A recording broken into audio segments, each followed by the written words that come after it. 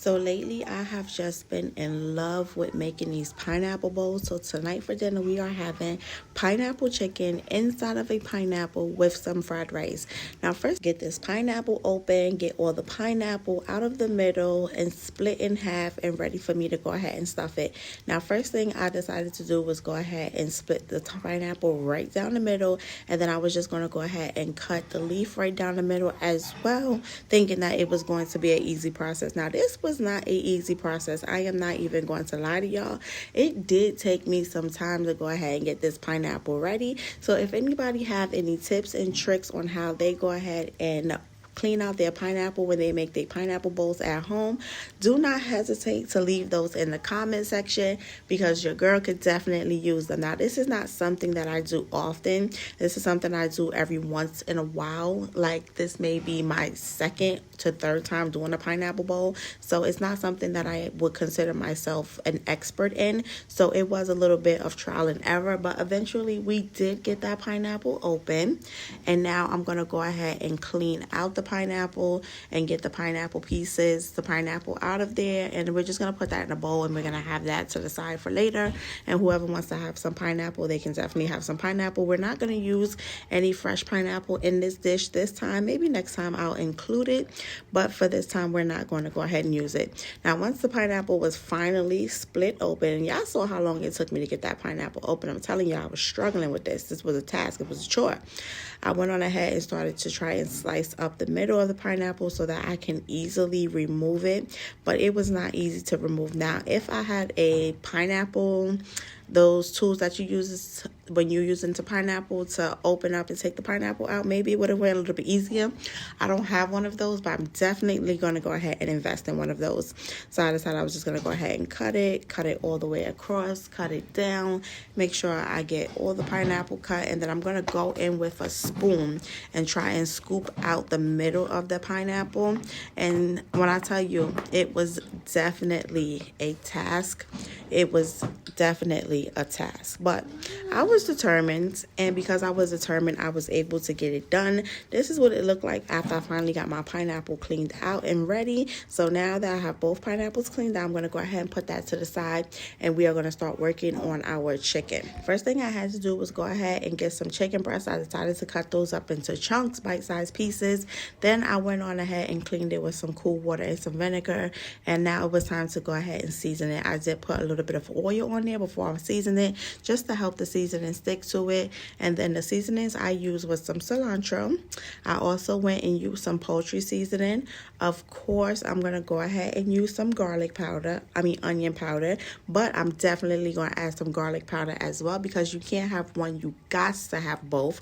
Went on ahead and put a little bit of parsley on top, because you know we fancy like that. So we're going to sprinkle us a little bit of parsley, and then you know your girl is going to go in with some of that smoked paprika. Going to put some paprika right on top. And now the star of the show, we have to go in with some of that pineapple pepper by Badia. Now if you have not had that pineapple pepper, this is not sponsored, I bought it with my own money. You have to not only walk but run and go get you some of that pineapple pepper. It is so good.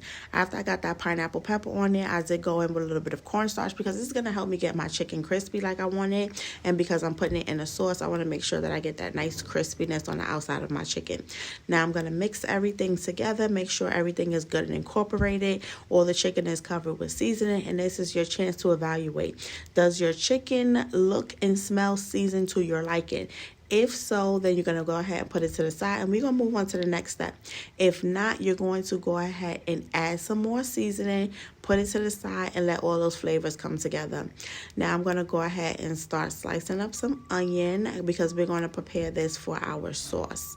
I'm going to slice up some onions, right, just like that, dice up some onions, and then I'm going to go ahead and dice up a piece of garlic as well. And I'm not using a lot of garlic, just a little bit. Now if you want, you can use the garlic that's in the jar.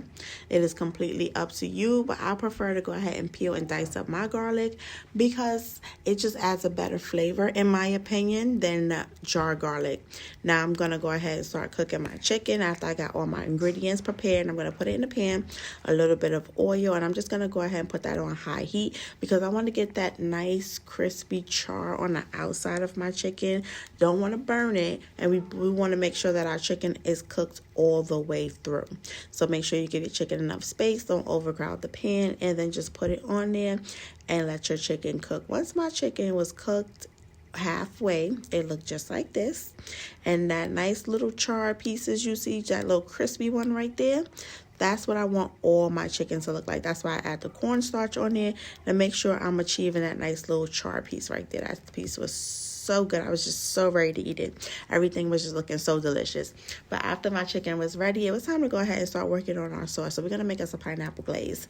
Went and got some butter. Added in half a stick of butter. I did add in some garlic as well. And I'm going to let my butter melt. And while my butter is melting, I'm going to cook my garlic just for a few minutes, just until it becomes fragrant. Once it becomes fragrant and my garlic is cooked, it should look something like this. Now my garlic did get a little bit overcooked, but not too bad. I'm going to go ahead and start adding in some soy sauce. I'm going to use about a cup of soy. In addition to the soy, I am going to go ahead and add some honey in there, and I'm going to use about 2 tablespoons of honey, or you can use a little bit more depending on how sweet you like it. And then you have to remember that the pineapple seasoning we're using is sweet as well. I did add in the rest of the juice from the pineapple that was left over, and that was about a half of a cup. And then I went in with some more Badia of that pineapple pepper seasoning, and I just shook it until the ancestors told me to stop, that it felt like it was enough for me. And then I let that all become one. Once it became one and my sauce was ready, went on ahead and put it right on top of the chicken, and we're going to put all of that sauce on there, give it a good mix everything together. Once I get everything mixed together, I'm going to go ahead and put that to the side, because it is finally time to start building our pineapple so we can go sit down and eat. Now I am going to put some fried rice in the bottom of my pineapple. The fried rice I had made the day before, so all I had to do was just reheat it. And now it is time to start building our pineapple bowls. First thing you're going to do is go in the fridge, get your pineapple bowls out. Once you get your pineapple bowl out, you're going to go ahead and put you some fried rice in there. After you get your fried rice in there, you're going to go ahead and put your chicken right on top of that fried rice. Now you can put a little or as much as you like. It is completely up to you and how big your pineapple is, because it honestly can't hold a lot. So I did go ahead and fill my pineapple. Now to me, it was a good portion size. It all depends on how little or how much you like. But to me, this was great just like this. So after I got my chicken in there, now it's time to go ahead and be fancy and put just a little bit of parsley on top. Once I got my parsley on top, I was done. And when I tell you this is so good, you have to put this on your dinner menu for the week.